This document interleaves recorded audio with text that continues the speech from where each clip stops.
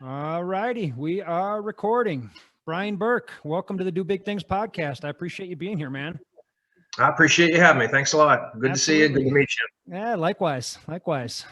So you're a runner and a writer, and I am also both. So I think we have some things in common. I want to hear all about it. What came first for you, the running or the writing? It's kind of strange. It goes way back to youth. I enjoyed running, wasn't very good at it, didn't get much support, so I stopped. Same thing with writing. I wasn't the best student in high school. I could always come up with a tale. I could always come up with a story, but it wasn't much on grammar and structure and punctuation. So when I turned in my reports and essays to the teachers, they just destroyed them. So that kind of just shut me down, and I kind of withdrew from both of them. Still always enjoyed running, but again, wasn't very good at it. Didn't have a coach or anything. And I always enjoyed writing, but it just kind of went to the back burner for much of my life. And I guess in the mid-30s, I was in the military, a little overweight. Went on a remote assignment to Thule, Greenland, which is about 600 miles from the North Pole, and had to get into shape. Could barely run 2 miles on the treadmill without dying, and started running, started reading about running, then just started to spin tales in my head about travels and just life. And then it kind of grew from there, I guess. Isn't it crazy how so much of our personality evolves over like what our teachers or parents tell us we're good at? And, if they tell us we're not good at something, how we just put that in the back burner. And as kids, we just believe that. Like, oh, I must suck at that. So I'll try something else. That's pretty. Yeah, absolutely. Yeah. I was a big football fan. What athletics I was back in, I guess I was 7th and 8th grade, was on the JV football team. And I didn't know anything about structured coaching or running. I just knew I loved to play football. Well, my coach there, I don't know if he didn't take kindly to me, because I wasn't one to go out and run. I didn't know. I just wanted to play. And when I failed to be able to run a mile, he pretty much lit into me and actually physically kicked me off the team. I mean, he chewed me up and down. Nowadays, I'd have his job for it, but he chewed me up and down and called me all kind of names. And as I left his office, because I was cocky enough to think, well, I don't really need to take this, as I turned my back to go to my locker because I figured my days were pretty much over, he literally kicked me in the backside, launched me halfway across the locker room floor, which then, junior high school, that's kind of embarrassing in front of your peers, and that kind of shut down my athletic side of the house. You know what I mean? Absolutely. And I had that image of myself that I wasn't an athlete. I was just trying to get along. But I didn't kind of shied away from athletics after that for a good long time. Yeah. And was it the same with the writing? It sounds like, you weren't naturally gifted or talented in that area. Were you told that you were a bad writer, like literally, or what was that like? No, it was the D's and F's on the paper that pretty much told me, and I always remembered it with the teachers. I was like, but you missed the story. You missed the story. You were so busy.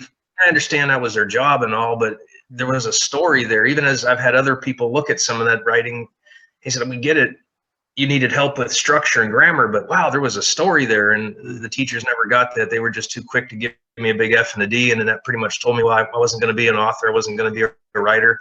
Yeah. So to just get back in your little box that they've got you painted for. And, I kind of survived there until, I guess, going into the military really opened my eyes, because then I achieved things. I had self-confidence, and slowly around running and then writing, the military helped bring that out, because I got confidence in myself. I had a very successful military career. And with what writing you need to do with that, and I got some schooling and some education and help. That just kind of opened the doors, I guess. Make a long story short. Mm-hmm. Mm-hmm. Yeah, man, we already have a lot in common. When I was a kid, I was like 12 years old maybe, and I wrote my first book. And, I called it a book. It was probably 15 or 20 pages, but, I took it to the quote unquote smart kids in class that I knew would be interested, I guess, and kind of showed it to them. And they just couldn't believe that I had written this thing. It was like 12 or 15, I don't know how many pages it was, 12, 15 pages maybe.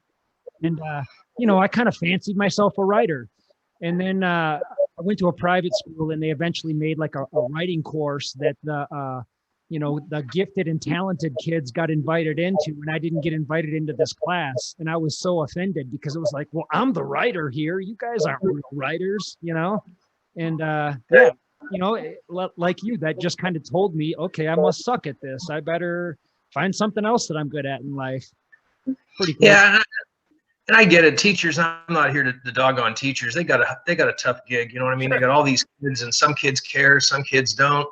But in my case, I look back now. Of course, I'm 56 years old, and I look back and say, boy, if somebody would just invested some time in me, it could have completely changed the course of my life. Now I'm completely happy with where I'm at. Like I said, I've had a very successful military career. I've got a very successful personal career.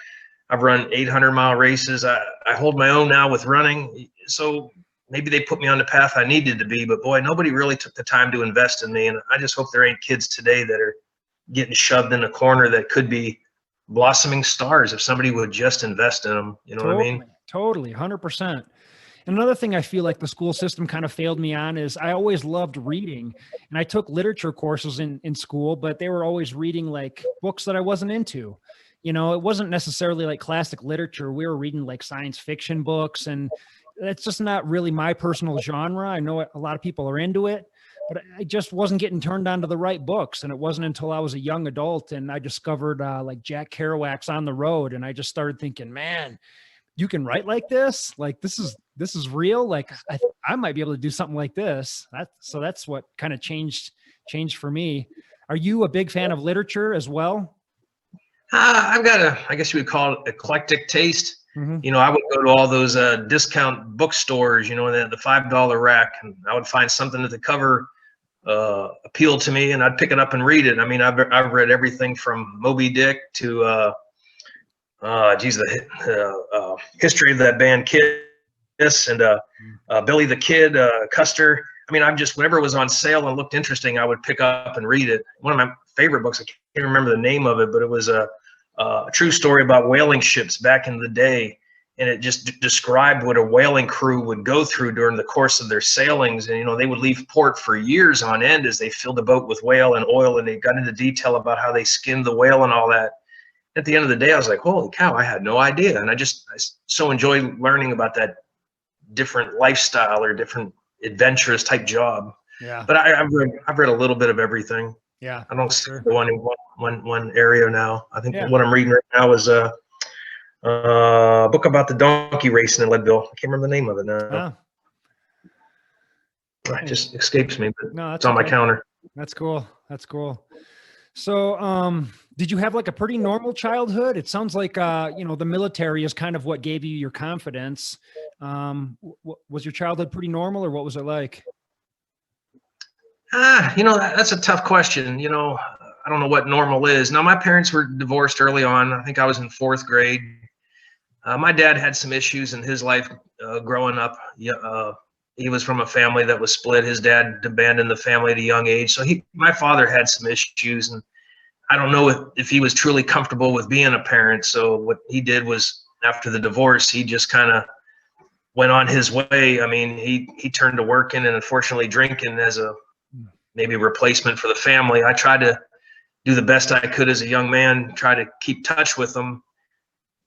But a lot of times I think it was easier to not be in touch with me. I mean, he never abandoned me, but he was never one to make the visitations, and we just didn't grow up close, unfortunately. And over the years, that divide gets wider and wider, where now you're just seeing each other on the holidays, maybe once a year. And then I get busy with my life. I don't have as much time to try to chase him around. I mean, I chased him for years trying to, be the good son, but then you get a girlfriend, a wife, a family, a military career, and you drift apart. And as he got older, I'll be honest with you, I just didn't invest the time to chase him anymore. I had my own family. So although I love and respect the man, unfortunately, he passed a few years back. We just were never able to close that divide. So to say that was normal, probably not so much, and then my mom being a single parent, she was working just to keep the bills paid and us above water. So it was a different childhood. I know folks got it worse than I do. I'm not trying to, be the sad case, but what to call it normal probably wasn't. And that's where a lot of the backstory of the books that I've written, they're not my life story, but there is a lot of me in them. A lot of relationship parts of those stories are from my life. Yeah. So are your books considered fiction? Yes. And how many have you written? I've written 3. It started with started with running to Leadville. Yep. And then I put out a book, 26.2 tips to run your best marathon. Oh. Just because everybody was asking me for tips, and I was like, all right. And I just said, let me all get them in one spot, you know. Mm-hmm. And then the third book is called Unfinished, and that's another fictional running story about the JFK 50, but also a relationship life story wrapped around a fictional running character. But again, there's a lot of me in that character. Yeah, yeah. What made you decide to write fiction? Is that just kind of what you were drawn to? Or, I mean, because it sounds like you're weaving parts of your life into the story, which is really similar to my style of writing, to be honest with you. I'm just curious how people kind of end up there. Yeah, I did, because I was, you know, although I read all the how to run books, you know, how to this training plan, that training plan, what to eat, what not to eat, I was always lacking a story. And I read that book, was it Once a Runner? It's a good book. Yeah, but it had entertainment to it. It had an entertainment value as well as uncovering a running story. And I thought, I got all these stories in my mind. What a better place to play the story out than on a race platform? And also, for people who aren't runners, if they read the story, they'll learn about our lifestyle of ultra runners. Like with running to Leadville, part of my desire was to tell the Leadville story, and to also tell what it's like to run 100 miles and the mental challenge, the physical challenge, the life-changing event that could be, but in a fictional way, in an entertaining way, where it wasn't technical, you know, if that makes sense. Mm-hmm. For sure. I regret not having read your books before we're chatting here, but I'm going to have to dig into them over the next couple of weeks, because I'm interested in all this stuff. But from what I understand, our mutual friend, Brian Pacenti, said that you wrote Running to Leadville without having actually run Leadville. Hey, ain't that crazy? It is. How did that come about? Yeah, and it scared the crap out of me, to be honest with you. Yeah. Because it didn't start that way. It just was a story that I was writing, and then I got hooked on Leadville somehow. And it just, what a better platform to tell the story. So I read every race report you could find. I watched every video you could find. I took the little Google man on Google Maps and walked up and down every Leadville street. Wow. I read every review for the restaurants in Leadville. I did the sky overview of all the trails. I mean, I just immersed myself in Leadville while I was writing it and telling the stories. And then when I got it done, I was scared to death, to be honest with you. I was like, what credibility do I have to publish this book? And then something hit me. I was like, well, you know what? Peter Benchley was never eaten by a shark. Right. So I talked with a bunch of friends, and I had it proofread and all this kind of stuff. And they all said, Brian, this is a hell of a story. You got to publish it. And I said, I'm scared to death. They said, well, what's the worst could happen? They tell you it sucks, and then nobody knows you anyway. So what do you got to lose, right? Right. But again, it just scared the absolute crap out of me until I just did it. I published it, and it's self-published. So I started doing the PR trail of, you know, telling everybody on the planet about it, you know, emailing everybody, yep. Facebook messaging everybody. And then slowly it got a little bit of momentum, and it got some visibility, and people were reading it, which kind of scared me and surprised me. Uh-huh. And I was getting emails like, well, Brian, what year did you run this race? I said, what are you talking about? I said, well, obviously this is from an actual race. What year was that? I was looking for your name in the finishing. I said, well, I haven't run it. And honestly, people could not believe it. And that was some affirmation that I did the race justice. You know, I didn't want to come off and rip off just use the Leadville name. I wanted to give back to Leadville when I wrote the book. I just didn't want to be a user. And it meant a lot to me that people, and some semi-famous folks and some famous folks that read it said, you know, they couldn't believe I hadn't been there. I said, well, I did my absolute best, you know. Yeah, that's pretty interesting. Have you ever been to the town of Leadville yet? Yeah, I've been out there 3 times. Okay. And I ran the race in 2018. Oh, so you ran it after you wrote the book. Okay. Correct. Yeah. Got it. Yeah. And had you been to the town of Leadville before the writing of the book? No way. Wow.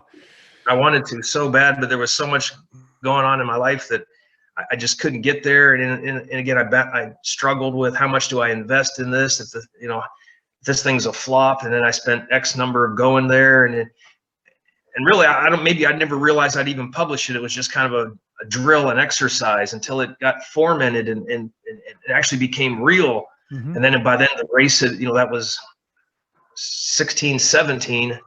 The race season was over, and it was like, well, do I wait a whole other 8 months to publish this thing and let it out of the gate? Then I feared never doing it. So I said, let's just do it. Let's just throw it out there and see how it goes. Wow.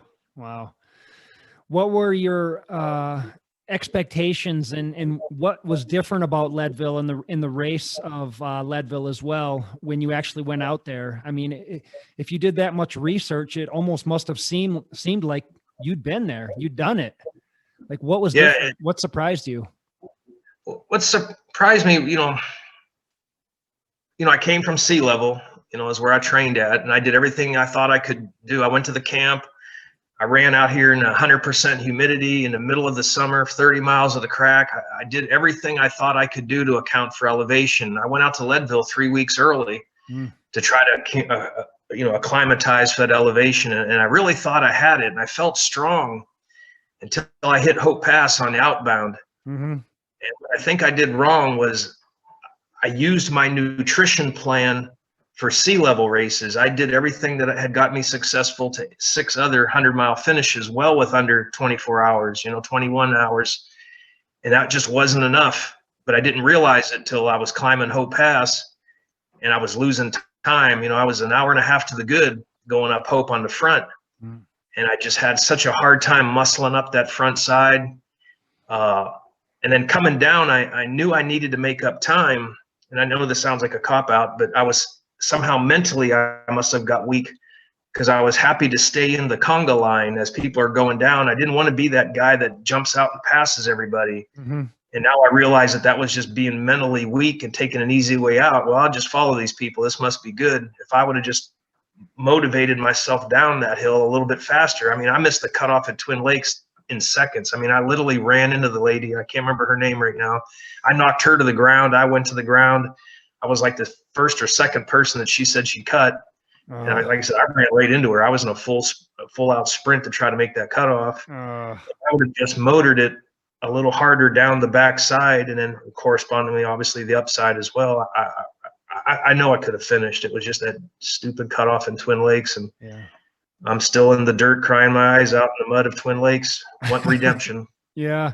Well, no, this is good because this is relatable. I mean, it's not like you're the only person to ever get timed out at Leadville. It happens to all kinds of people, and Leadville has pretty strict cutoffs. So, no, this is interesting, and I think people are going to be able to relate. So, was that your only attempt at Leadville?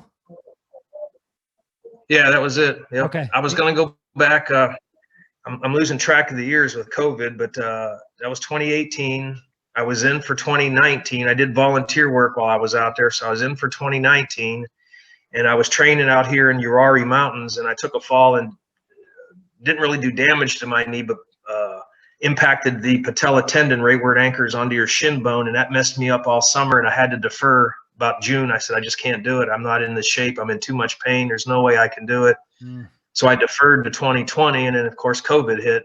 Okay. And I still have an entry. I deferred it to 2022 because honestly, I just can't put my family through almost 4 straight years of Leadville training and messed up summers.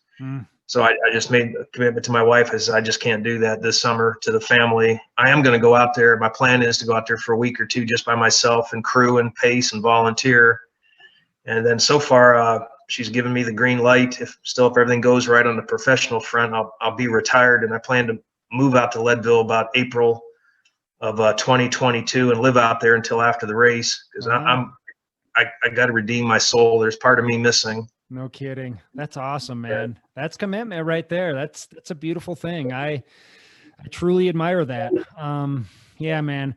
Leadville has got to be my favorite town in the continental US, man. I mean, I love the town, and I feel like I, kind of quote unquote discovered it because I came across it when I was out driving around hiking and climbing mountains and had heard nothing about the Leadville 100 race, knew nothing about the town, and just kind of wandered into town. And it's like, wow, this is kind of a cool little mountain town. We got a couple 14ers right here. Like, this is really cool. And as I was driving around climbing these different 14ers, I kept coming back to Leadville. Like, this is the coolest town in Colorado. I just love this place. And then, one morning I woke up in the back of my pickup truck and I was getting ready to climb Mount Elbert. I think it was either Elbert or Massive. It was pouring rain. And I was like, well, I'm not going to hike today. So I packed up the truck and started driving into town. And as I'm driving into town, I see hundreds of runners running like right up into the mountains, into the storm. And I'm like, what is this? And there's like skinny little augmented women and these old men. And I'm just like, wow, these are some badasses. Like, what's going on here? I drove into town, started asking around, and everyone's like, yeah, today's Leadville 100. And that was the first I'd ever heard of a 100-mile race, let alone a 100-mile mountain race. And it just stuck in my head. And I thought, oh, you've got to be kidding me. That is just incredible. And I think it took me about 4 years or so, but finally got out there and ran it. And I've done it a couple times now, and it's still my favorite race. I've done, about as many hundreds as you, and it's my all-time favorite hundo. And I just love the spirit of the town, the spirit of the race. I love everything about it. So I've got to read your book, man. I really wish I would have read it before I talked to you. Yeah. Yeah. It's something I can't explain it because I'm not from Colorado. I grew up in Erie, Pennsylvania on one of the Great Lakes. There ain't no mountains. My military career took me all around the United States, but not to say that I found a home anywhere. I guess I was a nomad. And now I'm in North Carolina because of professions and jobs. And we have a nice little house here on a lake community that my wife and I, we enjoy. But that's something about Leadville. I can't explain it either. I watched that movie 100. Yes. With, David Clarke's in it. It's Abby. Yep. I can't remember the other two guys' names, girl and guy's names. But anyways, I watched that movie over and over again. It was almost like the first time I watched Top Gun, all of a sudden it was sucking me in, and I'd watch it over and over again. My wife's like, what are you doing? I was like, I don't know. I'm watching this movie. And it fascinated me. And that's about the same time when the story of this runner started to get in my mind. And I thought about, let's try to write a book. Then I thought, where do I tell this story? I want to tell this story somewhere epic. Leadville. Yeah. And then it turned, like I said, turned in, I want to tell the Leadville story as well, even though I had no ties to the town. I just kind of wanted to uncover it for maybe non-running readers, I guess. Yeah. Well, that's cool. It just sucks you in. Yeah. Why writing? What does writing do for you that I'm guessing it kind of feeds your soul in a way, and that's a total guess on my part, but what attracted you to running, or excuse me, to writing? Yeah. And I think it's multi, faceted. I guess at core, I'm a creator. I like to create things. Mm-hmm. Another hobby that I've gotten into just recently is woodworking. I mean, I've done woodworking my entire life, but just recently I've got a nice little cabinet shop out here in my garage, 24 by 24 garage. It's just full of woodworking equipment. So there's something about creating something. And with writing, you create a person, you create a character, a situation, an event, a life, and then you hope others enjoy that creation, whether it's a book or it's a piece of furniture, Yeah. So I guess at heart, I've always been, when I look back at all the hobbies I've ever had in my life, because, I was always building plastic models, rockets, model airplanes, whatever it was I was always creating something. And again, writing, I guess, was creating, but I got shut down so hard. I said, well, I can't do that. Let me move on to something I can do, But recently with writing it's that creation. Yeah. Would you consider yourself an artist? It sounds like you are. I don't, because, you look at, we went on our honeymoon to Disney World, my wife and I remember watching a Disney artist create a Disney picture from white canvas or white paper. And I thought, wow, what an artist. But then when people give me credit, I guess, a little bit for my woodworking or maybe even for these books, maybe somebody else considers me an artist. I don't. I'm just a guy that builds stuff, I guess. And sometimes you build a world on paper. Yeah. Well, it's definitely an art form, in a sense. I mean, in a lot of ways, I look at running ultra marathons as like almost performance art, and it's a way of self-expression, So I kind of consider that an art form too. So I mean, you might not want to be considered anything, and I respect that, but I consider you an artist. It sounds like you are. And I've seen pictures of your woodworking. You do good work, man. Yeah, I've amazed myself. I mean, even when people ask me to do something, I sit there and look at it and say, yeah, I can do it. And inside I go, boy, I hope I can pull this off. But it always comes out fairly decent. I guess I just a little, humble. Yeah. To have someone call you an artist, that's the goal, to consider yourself an artist. You know, I don't know if there's reward in that, maybe. Yeah, that's the hard part is, yeah, considering yourself anything without ego being involved. You know, it sounds like you try and remain somewhat humble, and, you know, I try and do the same thing. And, you know, sometimes there's some imposter syndrome that kind of creeps in. Like, do I really have the right to call myself that? Am I really a writer? You know, sure, I wrote a couple books, but can I call myself a writer? They're self-published books, you know. Is someone going to come along and tell me I'm not the real thing? Or, you know, same thing with running, same thing with everything. It's just, that's just who we are, I guess. Yeah. Yeah. And if you've self-published, then you've been down the whole self-promotion role, and that's such a double-edged sword. You know, there's a lot of it. Like a friend of mine, just before we got on here, Paul Starling, I've run with him for years. He was mentioning he'd brought up one of my books in one of his running groups. And I told him, I said, Paul, thank you, man. You've been one of my biggest supporters. And I kind of shared with him, you know, the self-promotion road, it offends a lot of people because they think you're trying to jump out there and be somebody fake. And, you know, it's like, no, I'm not really trying to promote me, but is an author anybody if somebody doesn't read it? You know, I'm just trying to get it out there. I mean, you know, these books weren't about making money. And, you know, if you've been down the self-published road, there ain't a whole lot of money to be made in these books. You know what I mean? I don't even know if many people read books anymore. Yeah, that's true. To be honest with you. It's like a dying art, unfortunately. It is, but I just want somebody to read them.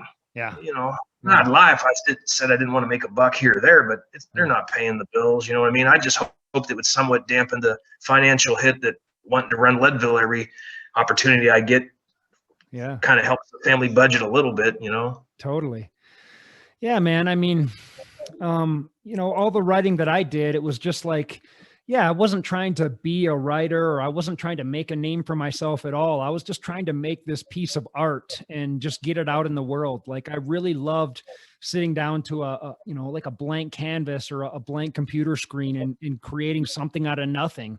And if somebody else dug it along the way, great. And so, yeah, I self-published my books, and nowadays there's no shame in that. Nowadays, you know, you can't be published unless you have, you know, a name like Paris Hilton, or, gosh, you know, you got to be a celebrity to get published nowadays. You know, those are the ones like, yeah, we'll publish that book. That's the book we want to, we'll put money behind that. We'll back you. We'll put you out on a tour.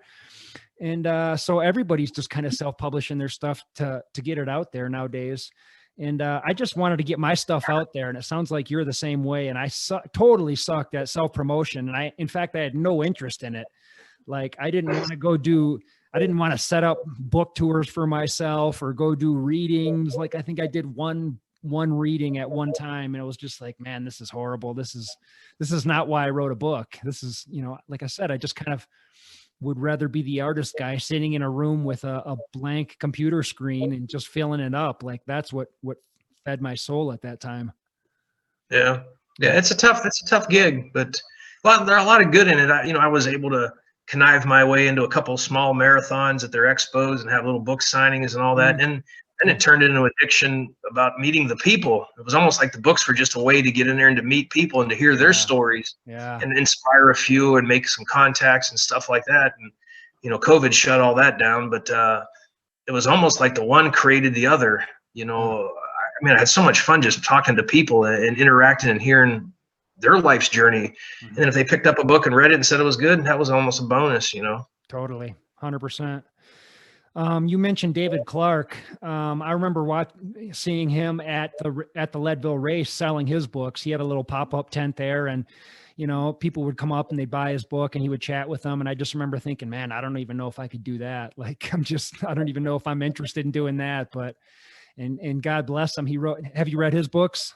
Sure have. Yeah. Yeah. I met him a couple times. Yeah, same here. He lived out here with me. He lived in Boulder pretty much. And I did a couple runs with him and talked to him a few times. And I just recently finished his book Out There for the first time. And I thought it was just a tremendous book. And yeah, it's almost sad reading that and just the way the book ends. And then knowing that his life tragically ended early.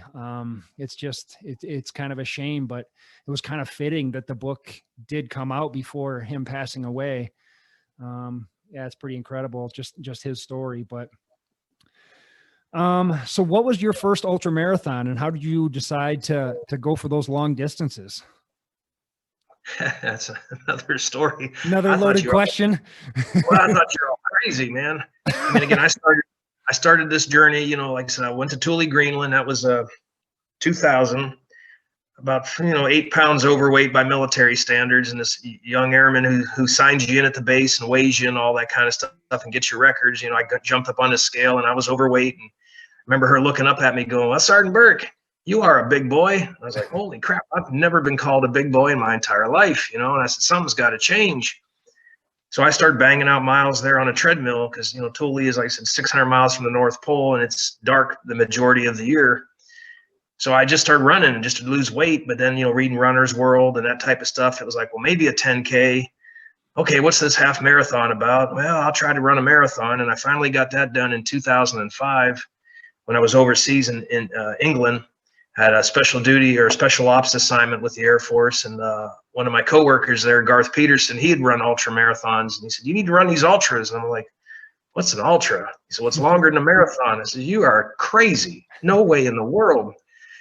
And I kept up that defense until I guess it was 2010.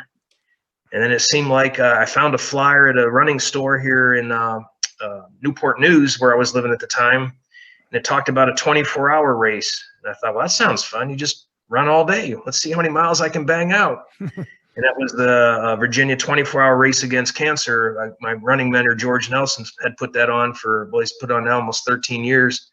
And that was my first attempt at an ultra and totally got my butt kicked. Did 52.5 miles, came home battered and bruised and addicted. And it's been a crazy road ever since. So what was it about ultras? I mean, you know how most people are. They run their first race, like you said, they get their butt kicked, they go home, they sleep for a night, and then they get back on the computer and they're like, when's the next time I can go out and get my butt kicked again? Is that kind of how it was for you?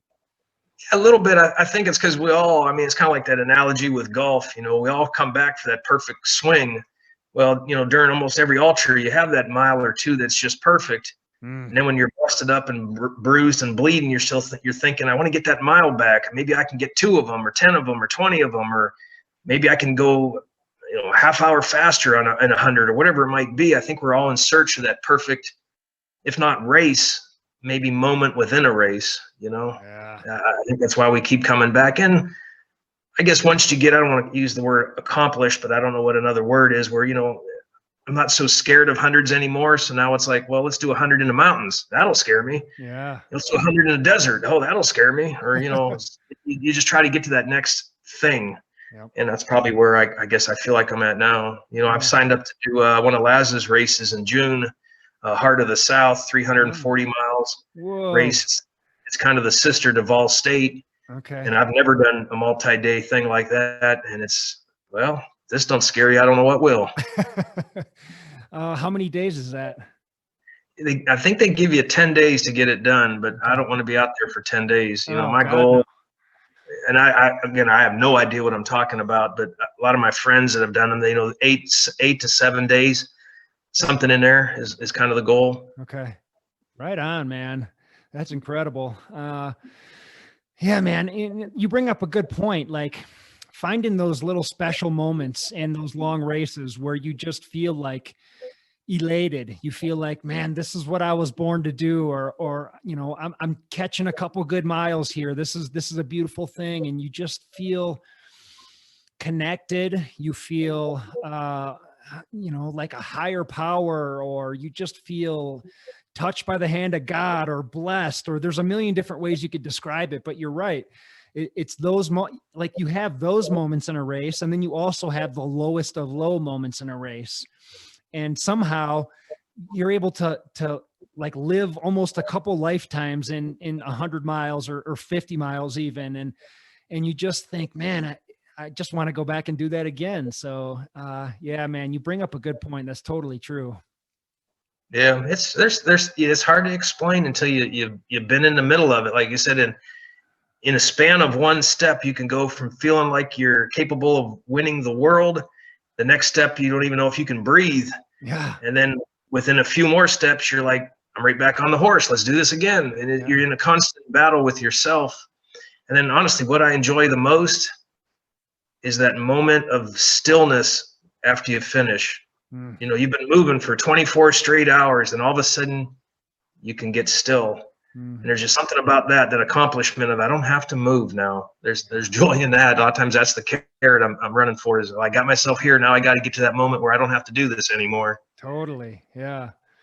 Yeah. And I just love the feeling of sitting down in a chair at the finish line going, man, like 40 miles ago, I was dead. I had like nothing in the tank. And I don't know how I pulled that out of my butt, man, but somehow, somehow we got it done, thanks to crew, thanks to pacers, thanks to whoever you want to thank. I mean, and I've said it many times on the podcast, like when I finished my first 100, I felt accomplished to a certain extent, but I didn't feel like it was really me that accomplished.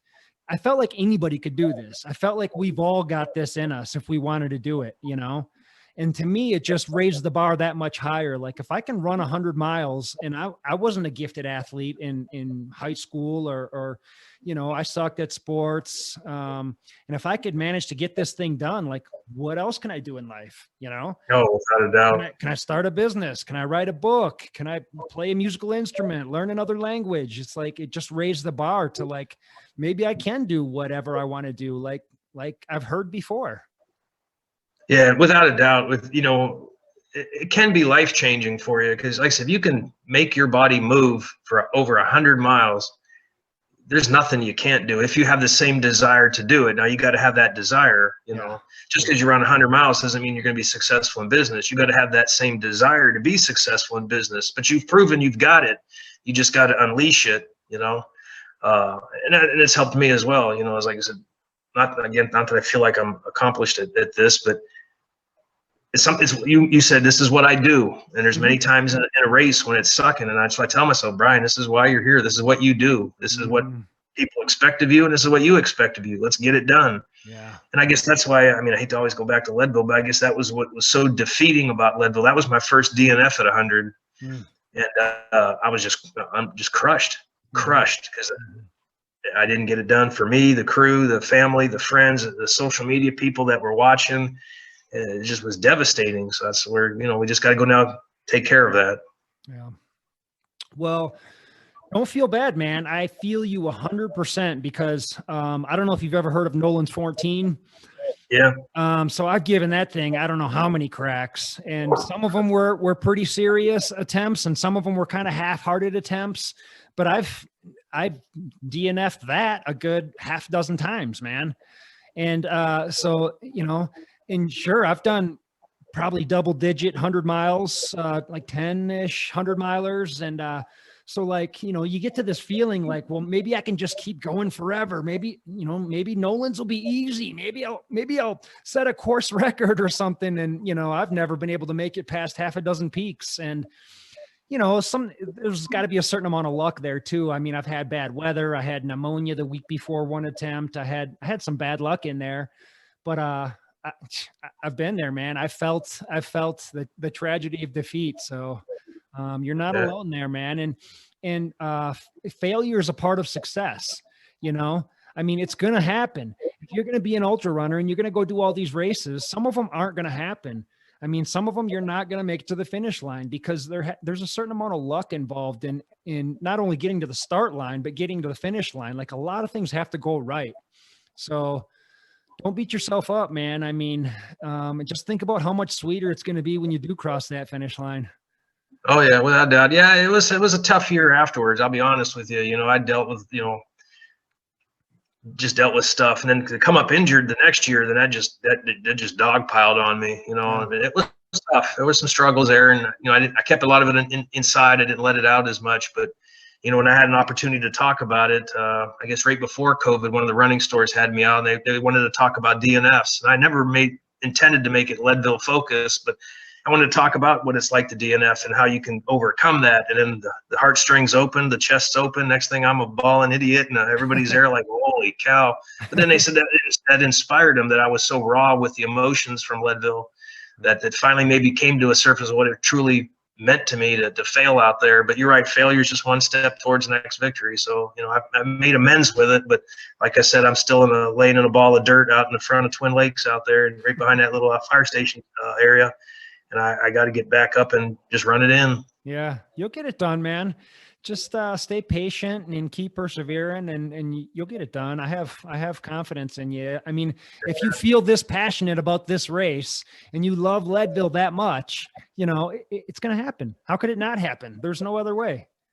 Yeah, like I said, we're going to give it everything. I mean, you know, age is obviously catching up with me being 56. So, you know, I don't want to use that as an excuse, but like you know, like, thankfully my wife supports me that if I can come out there and live for 6 months, if I can't get it done, then it ain't just in the cards now, unless it's a weird year or something like that. But we're throwing the entire bucket at it, as to say.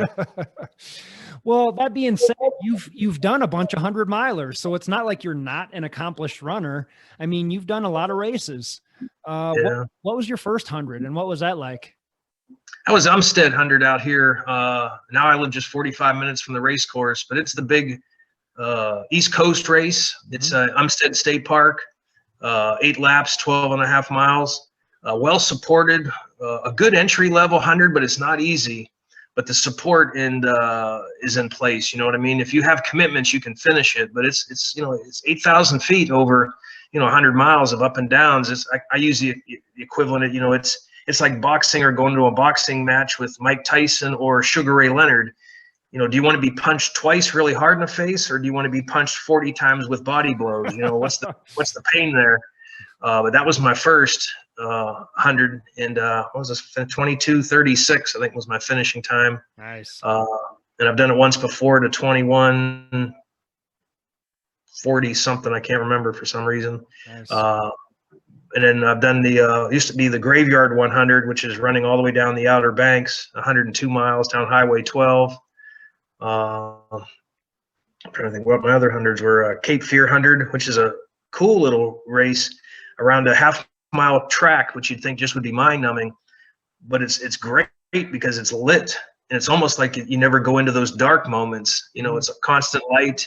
The bands are there, the people are there. You're never out of eye focus of your crew and your family. So although it was like 160 some laps, something like that, it can be mind-numbing, but yet you didn't get the doldrums of nighttime because it was lit up the entire time. So to say it was easy, I wouldn't say, but it was very welcoming, I guess would be the other word. You know, I've done the Yeti 100.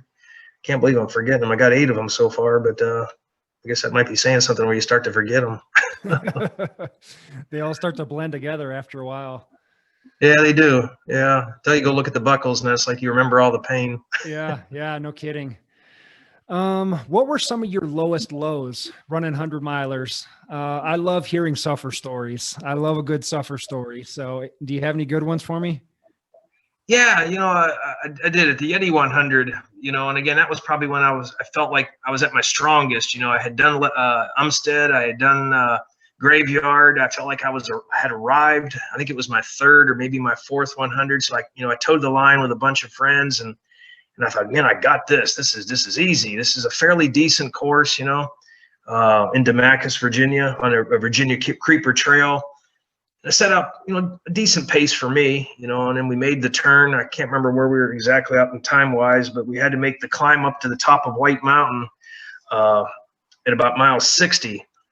And I guess that's when the wheels started coming off, and we finally got up to the top of that thing, and I just thought, there's no way I can do 35 more miles of this. Yeah. It was cold and it was dark, and, you know, I'd kind of separated from my friends, so I was alone. And I just remember rolling into that aid station, grabbing the stuff, and I was like, there's just no way. I don't even think I can get down this little hill. And I'm not talking about a mountain. I'm just talking about, you know, maybe about 1,000-foot climb, you know. I said, there's no way I can even get back down to the flat part of the course. It's just terrible right now. And then I got a nice big belly of ramen noodles. I got a good shot of caffeine. I filled my water bottles, and just started one foot after the other, working my way down the little hill. And next thing you know, the wheels were rolling. Wow. And that lasted for probably about, I don't know, maybe 10 or 15 miles. And then you hit another lonely part of the course. You're on the Virginia Creeper Trail, but you tend to go through some private land, and you got these gates that shut behind you. You got to open them up, and then you go through so the cattle don't get back. And I was all alone again. and it's cold, and I didn't even have enough energy to put my coat on, so I'm sitting there freezing half to death. And I just remember feeling like I was just so alone. I mean, it was so black, and I almost thought the world ended, and they forgot to tell me, you know. And I go through one of those gates, you know, and it creaks open, and then you kind of let it go, and then you walk and run on by, and you can hear it kind of creeping behind you and closing. And as it closed and I was walking my way through, I says, if that gate opens behind me and it's like a monster or a bear or a ghost or something like that, I'm just going to lay down here and die. It was just that feeling of being all alone, that I knew there was nobody around me. So anybody that would open the gate behind me was certainly going to take me out of this world. I know that feeling. You're just like almost surrendering to whatever's coming for you. It's like, yeah, I've given it everything. I'll just lay down and die right here, and I'm perfectly happy with that. Yeah. And then that, you know, that didn't last long. And then, you know, I prescribed like a 4-1 interval, you know, run 4 minutes, walk a minute, or run 4 minutes, walk, and then it starts getting to 3-2, 2-3, 1-1, whatever you got to do to keep moving. So, you know, I constantly tried to say, Brian, just keep it honest, keep it running it all the time. And I was finally able to get motoring a little bit more and got some run in me. And then you just realize you're clicking off the miles, and you just got to get to the end, you know? Yeah. Any hallucinations? I've never had that I know of. I had a 24-hour race that Virginia won. Again, I was all alone. It's a 3.25 mile or 3.75 mile loop, but there are some sections where you feel like the world's ended. Again, they just forgot to tell you. And I was crisscrossing across the course there. It's kind of like a lollipop deal. And I was coming across it to hit the stem to hit back to the check-in point, and I was all alone in the middle of the night. And as I was striding and moving my one arm back, it just felt like somebody reached up and held my hand. And it freaked me out. Really? I mean, I could almost physically feel another hand reach up and hold mine for like a split second.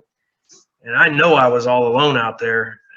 And to this day, I tell everybody, I don't know what was out there. I don't know if it was faith, a spirit, the boogeyman, or Elvis Presley himself. But it lit me up. But then I had to keep going back through that place to finish that race. And it still gets my attention back in that area. Wow.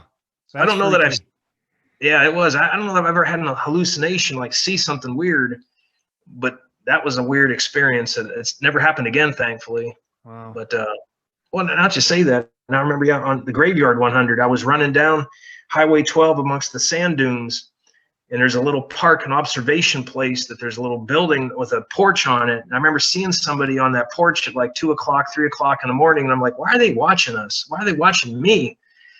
And I kept looking at it, and it had a weird shape to it, like a real big head and a skinny body. And I kept looking at that thing. I was like, why are they looking at me? What am I going to do at 2 o'clock in the morning? They want to mug me. I'm just going to lay here. And then as I passed it and looked back, it was one of them binocular things that you put money in. Oh, but yeah. I was convinced by its weird shape that it was like some alien that was going to abduct me or something like that. But your brain definitely does play jokes with you. It does. It really does. Yeah, man. This one year I did Cruel Jewel 100, and, you know, I was 60 or 80 miles in, you know, of course, exhausted, dehydrated, the whole works. And my brain started telling me, you know, you could just hike down this hill to that road and probably catch a ride with one of those pickup trucks going by, and they'll probably just take you to the finish line, and you could just say you finished, you know, and like, that's something I would never do. But those were rational thoughts almost that were coming into my brain. It was almost like a survival mechanism. Like, don't do this to your body, man. Just go down and hitch a ride and just tell everybody you finished, you know? Yeah. Again, that's something I would never do, but it's weird, the things that come into your head. It is, because you break yourself down to the weakest link, the weakest point, you know, and then sometimes that weakest point wants you to give up and is trying to figure out a way to beat your resolve, you know? Yeah. Yeah. You're signed up for a bunch of races this year, right? Yeah, a handful. Again, COVID's kind of messed up the world, you know. You know, I'm usually a planner. I got it all mapped out, but it's, you know, after last year of having all kind of races get canceled, and, you know, and again, I have no big deal with the directors keeping the money. I get it. They've got to survive, but you also don't want to go back out and lose a bunch of money again. So I've been a little slow to hook up. I've got a Conquer the Rock in March. That's down here in Table Rock State Park, which is a pretty tough little 50K. Let's see, March, April is Umstead 100 again. I'm back in that. That's Nice. so that's late March. End of April is the Virginia 24-hour race again. And then I've got Quest for the Crest in May. That's one of the Run Bum series of races. And then June is that Heart of the South 340-mile race. And then again, if professionally everything goes right, I may be retired by then. And then my wife and I were going to head up to Minnesota and hang out with her parents and do a little fishing throughout the summer. And then hopefully run out to Leadville in August. And then I got a 24-hour in October. Might do JFK in December. And then a 100-mile Charleston 100 in December. That's all on the book so far. So yeah, a little bit of fun. That's legit, man. That's a stout list for the year, man. So do you feel like, this is like a tough question, I guess. Do you feel like you're running from something, or do you feel like you're running towards something? I feel like a lot of ultra runners are running from their past, or maybe addictions or past trauma, and they end up in this crazy sport where they just beat themselves into oblivion, like weekend after weekend. What are your thoughts? And that's a tough one. And if I was to say, what am I running from? I'm running from that person who was told he couldn't do things, you know? Hell yeah. I'm running from that young kid who wanted to play football, and that coach physically kicked him across the room. And, you know how embarrassing it is for a, 12, 13-year-old, 7th grade, 8th grade boy in front of your peers. I'm running from not wanting to fit back in that box they created for me. Again, I'm not saying I don't have something to blame there. I didn't apply myself, but the teachers and the guidance counselors, they're there to help you navigate. And I think I was a potential casualty. I mean, I had a guidance counselor tell me, Burk, you're never going to amount to anything. Wow. What? Holy crap. And for a while there, maybe I was on that path. And like I said, the military is what I think woke me up, and I went in late in life. I was 24. I tried to be a civilian and work the retail job type thing and wasn't making any money, had a young family, needed the support. And I knew I had to do something better. And I knew the military opened those doors for you. But when I went in, I remember telling myself, you can't do what you did in high school. Because I didn't study. I showed up. I didn't know any better. I didn't get any direction. But I knew in the military, I couldn't just show up. Mm-hmm. So I studied my tail off. I made every rank fast. I'm, honor graduate out of basic training and tech school. I retired as an E8 senior master sergeant in the Air Force. Oh. Typically, you put that on about 20 years, 21 years. I made it at 16 and a half. I worked my tail off to be successful there because I didn't want to go back in that box. Mm-hmm. So maybe the running's that other part of the box. Nobody's going to tell me that I physically can't do what I want to do. Yeah. Well, that's inspiring. It's not like you're running to hide from something. You're not running to forget something. You're running to like break out of that box that someone else tried to put you in. So that's inspiring right there. What do you feel like you're running towards? Running towards adventure. Adventure so much. A good part of my life, I was a car guy. Like I said, I've had every hobby you can imagine. And, I was always a good mechanic in high school. That's how I was, when I was working at an auto parts store, but I was building race cars on the side. I had a couple of nice show cars throughout my life. I spent a lot of time in parking lots, shining metal. And then through running, and finding that there's adventure in running, there's so much more to do. I don't want to be sitting in an asphalt covered parking lot. I want to be out in the trees. I want to be in Leadville. I want to climb Hope Pass and just sit on the top of Hope Pass and look at the surroundings out there. I've run across the Grand Canyon and back. We've done the rim to rim to rim. I want to go back and do that. I want to get on the John Muir Trail. I want to do those things that I didn't even know were there. I didn't even know people entered the Grand Canyon. The only time I'd ever went there before, you stood at the edge and went, wow, that's pretty. Now what are we doing next? Right. But to run on your own power into the canyon and become part of it for, the better part of a day, that's what I want to do. Yeah. Yeah. That's one of my favorite runs. I love that one. I watched, what was it? Billy Wang's John Muir Trail, I think it was, where, he threw a backpack on and a tent and just went. And I was like, man, that's what I'd like to do. You know, I just like to go and just see what's out there, see how far I can get. Yeah. You've got the adventurous spirit, man. So yeah, dig in. I'm late, Brian.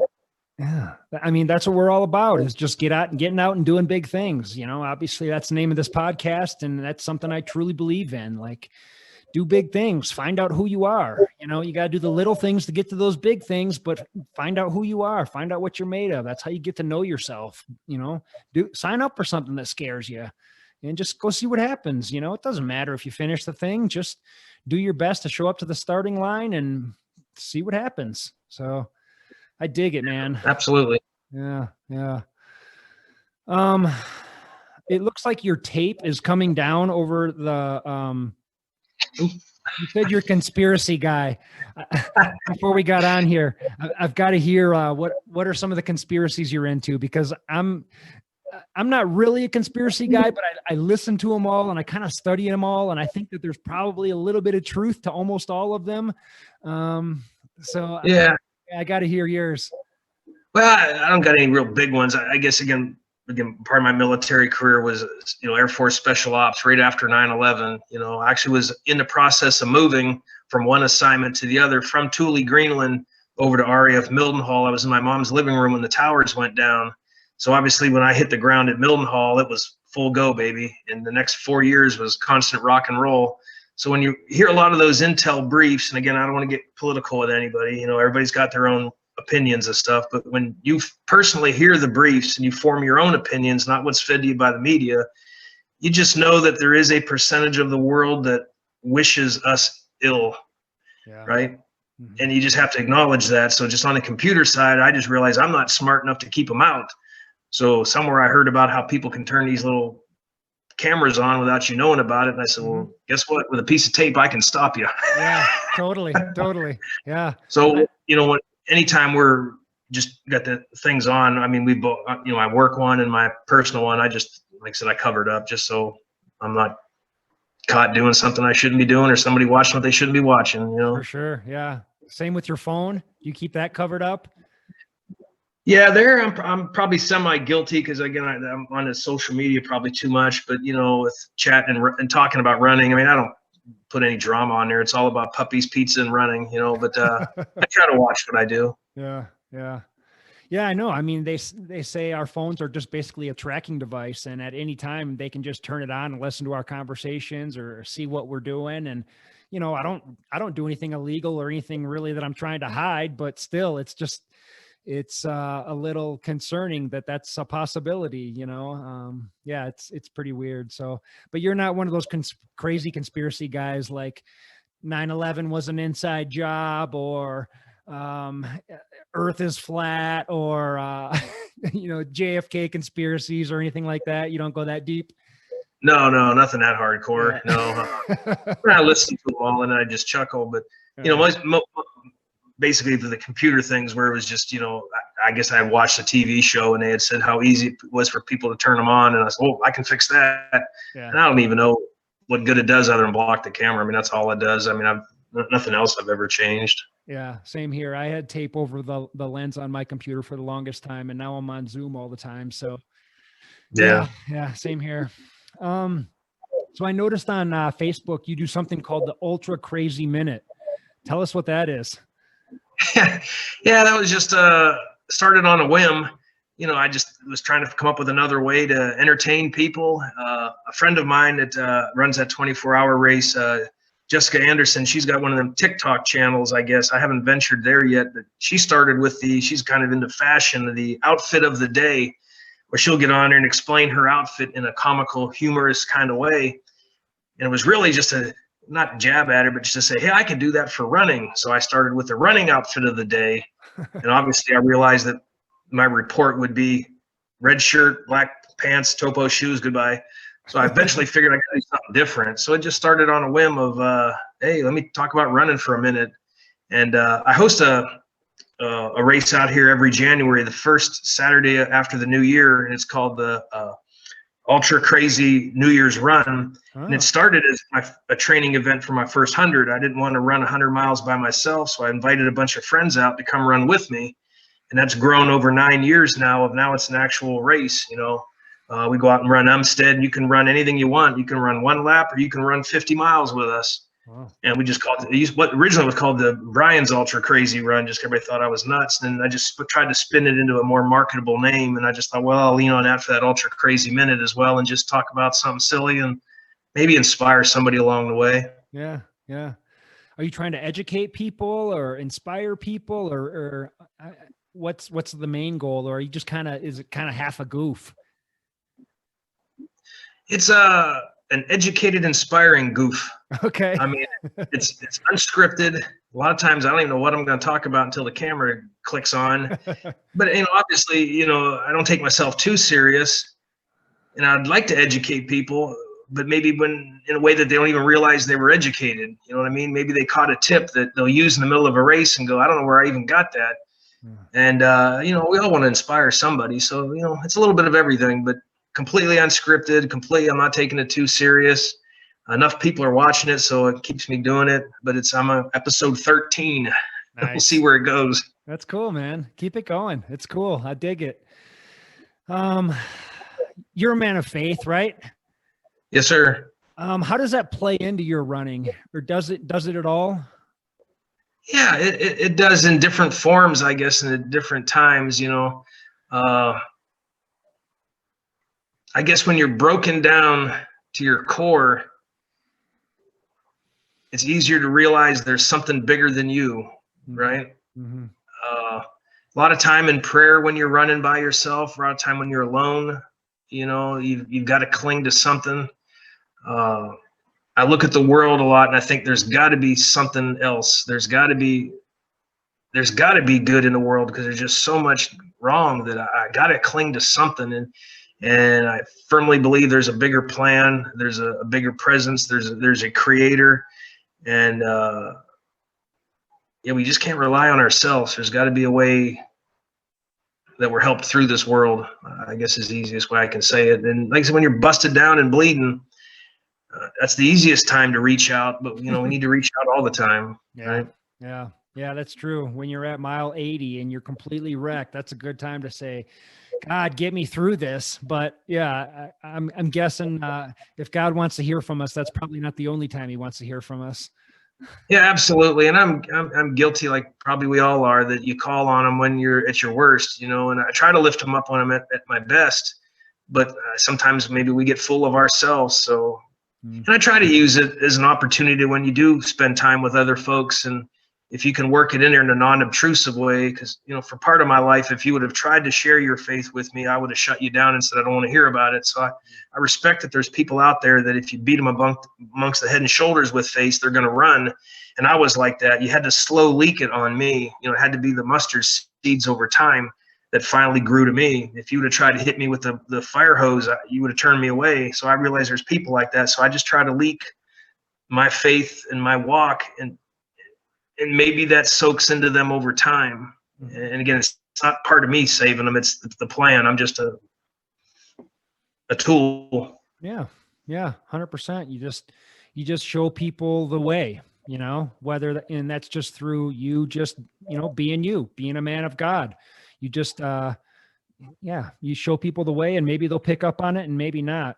But you said you haven't always been a spiritual man. So what changed? How did it come about? Well, again, I think I've always believed, and I know I've always believed, but poor in execution, I guess. And then again, part of the relationship issues, it turned me into an angry young man. Mm-hmm. Rejection's hard to handle from somebody you care about, and that's some of the issues I deal with in life. I don't handle rejection from people outside of my circle. Okay, no big deal. I get it. Not everybody likes me. I get it. Rejection from inside my circle is devastating to me, and I guess that's part of with my father. A lot of times when he would choose, I would have visitation with him, and he just wouldn't show up. There was a weekend I went over to his house, his little efficiency apartment, to find the door locked. So I sat outside his door, told my mom, yep, everything's good. So I sat outside his door all weekend, and he never showed up. Wow. That kind of rejection at that young age by probably the most important person in your life, it leaves an impression. So that turned me into an angry young man. Mhm. And, and maybe my lashing out was, well, I'll reject God. Maybe I don't know that I ever outwardly felt that way, but I definitely rebelled. I definitely had my own walk. I definitely said, I don't need a father to raise me. I'll do it myself. And I never was a gangster, hoodlum. I just was a angry young man just trying to get along, Mhm. and maturing and realizing that, that none of us are perfect. Like I said, I know my father had demons as well, and he probably did the best that he could. Now, being the adult in a relationship, he probably needed to do more, but that, I've got to find to make amends. And for as bad and maybe as rejecting as I was to our Creator, if I want Him to accept me and forgive me, I've got to do likewise for others. So, Mhm. yeah. Was there a turning point? Did someone lead you down this road, or was it just kind of a slow journey that happened over years for you? Yeah, my mom, she took us to church, and there were times that I felt close, and then I'd rebel, or I don't know if I'd call it rebel. I just didn't go. I got bored or whatever, or there was a football game on or whatever it was as you're a kid, Right. And then later in life, you go through waves, I guess, of getting close and then getting busy, but it was probably a slow return. I had friends it was car friends at the time, and they invited us to church, and I said, yep, I'm good. I'm good. And then they'd invite you again. Yep, I'm good. I'm good. Then finally, I thought they invited us. I was like, all right, I just got to go. That way they'll be quiet. At least I gave it a try, right? And we went to a church and had a good message. Not the fire and brimstone, not the beating you amongst the head and shoulders with the Bible. They just had a good message about life and forgiveness. And then that kind of opened the door, and then looked forward to going back and hearing more, and then looked forward to going back and hearing more. And then it became part of our lives, or my life. And thankfully my wife's lives, and our kids are grown now, but our life, with my wife and I. And I've probably, with COVID, I think it's been easy to not go again, and we're all watching it on TV thinking that's good enough, and it probably isn't. So, we probably need to fix that as well, if I'm honest with myself. Hey, man, we're not all perfect, and we're living in imperfect times, and we're all just doing the best we can. And it sounds like you're still in touch, and you're still in touch with your body. You're still getting out and running, and you're trying to inspire people, and you are inspiring people, through your books, through whether it's Facebook or just whatever it is, man. I mean, you're out there doing big things, and people are watching. I've told this story before too. Like, one of the most inspirational people for me when I was a kid, I've never met, and he has no idea he was an inspiration to me. But I remember seeing this guy running all the time when I was a kid, and I'd be riding around in the car with my parents, and we'd see him running all over town. I'd see him running with his shirt off, and then we'd drive way outside of town out on some crazy highway, and he'd be out there running too. I just remember this guy, like, wow, this guy must be just crazy. Like, he's just out there running all the time. He's got his shirt off. He's tan. Like, I don't know what this guy's name is. And then eventually when I found my way into running, I went back to that guy, and I'm thinking about that guy like a lot. To this day, I don't even know what his name is, but huge inspiration for me. So you never really know who's watching, man. You could be inspiring just who knows, all kinds of people. Yeah, absolutely. Like, so we live in a little lake community here. It's a gated community. But one of the reasons we purchased out here was it's got 65 miles of road inside the community. So you can go run on those roads and be somewhat protected. And, I've logged thousands of miles out here. That's, again, I kind of forgot. But one of my 100-mile races when Umstead got canceled last year was out here around the lake. I just said, well, I got all this training. I'll do 10 laps around the lake. That's 102 miles. Then we got a Facebook group, and I posted out there, hey, don't try to run me over because I'll be running 100 miles. And all of a sudden people were showing up at street corners, and an older gentleman that was battling cancer, he showed up at the corner of his street every single lap. Wow. And had water for me, and just meant a lot, man. And other folks cheering me on. And then when it was all over with, a little girl came out, she drew a finish line on my driveway for me. And so you're right, people are watching, and they care what you do, and maybe it does inspire them. So yeah. You did that 100-miler by yourself, right? I did, yeah. I had support, but it was just a solo run for me. But that was another one where in our little Wake community out here, it's a rolling hill deal. It's about 1,000 feet of gain over, 10 miles, but it's rollers, it's constant. And again, I think I got off a little bit with nutrition, and I was trying to go fast. I was hoping to break 20 hours, and then it got hot. And then at 50 miles, I rolled into my aid station at my house, and I collapsed. I was on the fetal position on the garage floor, and my wife said, "I don't know what to do," and I'm in there thinking I'm going to fail in front of the whole community, and I'm dying. That's the worst bunk I'd ever had. Wow. I mean, I'm on the ground, and then the local running store owner, Run and Try Outfitters here in Wake Forest, the owner, Brian Staffy, he shows up at my house. And I hear my wife saying, "Hey, Staffy's here." And I'm like, "What in the world? Am I hallucinating? Why is this guy at my house when I'm going to barf and die?" And then I remember her telling him, "I don't know what to do for him. He's just laying there." And Brian Staffy, he come in, and then hearing his voice and realized I didn't want to fail in front of somebody that, again, I kind of hold up. He helped me get my crap back together, fed me pizza, got a little bit of food in my belly, got some calories in me. And then he did a complete lap in a button-down shirt and a pair of blue jeans with me, feeding me pizza. Nice.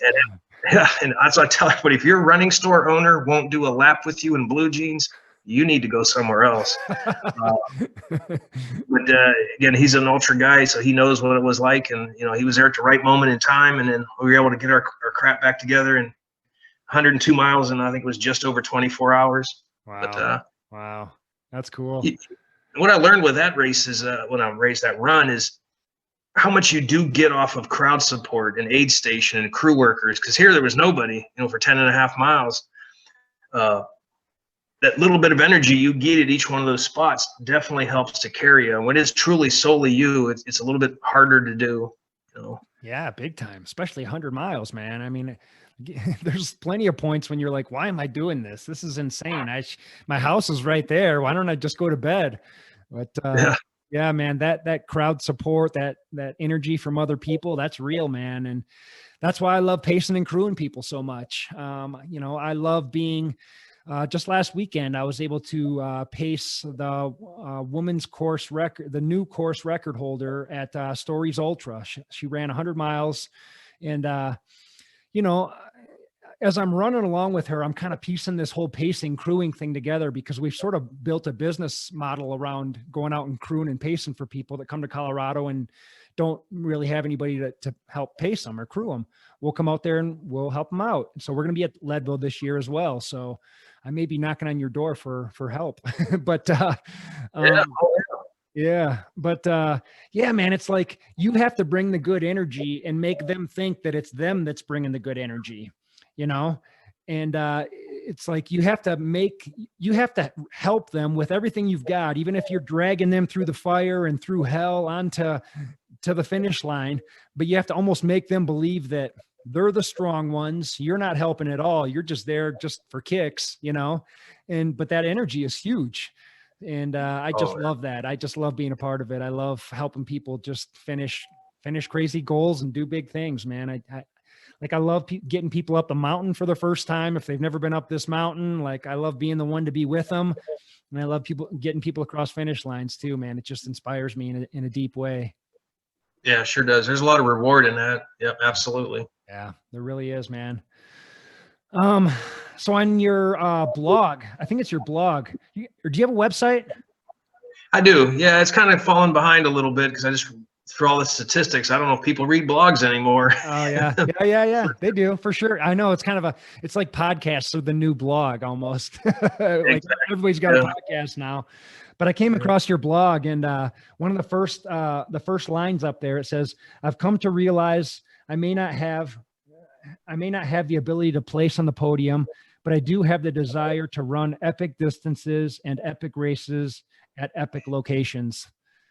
And that's it right there, man. I mean, it's like, we're just working with what we have. You came into ultra running a little bit later in life. You've still got a lot of good years left in you, but it's not like you were out crushing 100 milers when you were in your young 20s and full of youth, like some people are. And we're just doing the best with what we have. And I dig it, man. You're out there lighting it up, and you're doing big things, man. I mean, writing books, running ultra marathons. I mean, I love it, man. And by coincidence, my last guest was an author as well. And I just love talking to you people, man, because, you know, you're like the 1%ers who want something more out of life, you know. You know who you are. You've gotten to a point where you understand who you are, and you're willing to put yourself out there and inspire other people. And like we said earlier, you might not consider yourself an artist, but I consider you an artist, man. Whether it's performance art that you're doing out on the trail, or the woodworking, or writing a book, or whatever, man, you're an artist of life. So I just want to I appreciate it. Yeah, just keep doing what you're doing, man. Like I said, people are watching. You never know who's watching. You know, it might be some little kid right now that 10 years down the road, he remembers seeing you run around the neighborhood. So there you go. Yeah, just keep doing what you're doing. It's inspiring, man. And yeah, it's been fun talking with you, Brian. So just keep doing it. Yeah, I've enjoyed it. I appreciate it. Absolutely. Yeah, definitely link up if we get, again, I plan to be out there around race weekend. So we definitely want to link up, and yeah, if I don't have anything to do, I'd love to help out. I definitely want to volunteer, you know, as much as I can, give back, but yeah, definitely love to meet you. Yeah, absolutely. Stay in touch. And I'm going to try and get Brian Pacenti out there too. So maybe the three of us can link up and hike some crazy mountain, or pace a bunch of people into the finish line, man. That would be, I'd love it. We'd have a ball, I'm sure. So yeah, we'd love it. Cool, Brian. Keep doing what you're doing, man. It was a pleasure talking to you, and we'll talk to you soon. All right, man. Appreciate it. Thank you. All right, brother. Thank you much. You bet. Take care.